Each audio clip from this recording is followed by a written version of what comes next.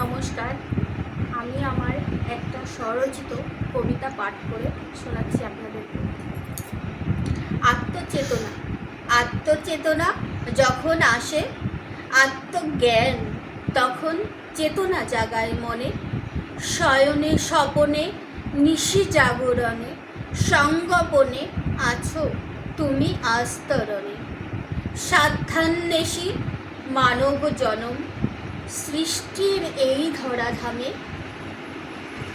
স্বয়ং সম্পূর্ণ হবে যবে সীমাহীন প্রেম ভালোবাসা পাবে।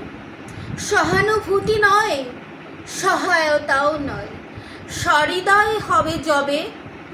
লক্ষ্য না থাকলে লক্ষ্যহীন হয়, লঘু ভাবলে তা স্মৃতি হয়ে রয়।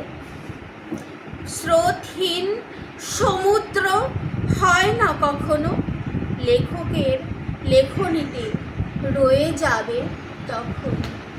নমস্কার।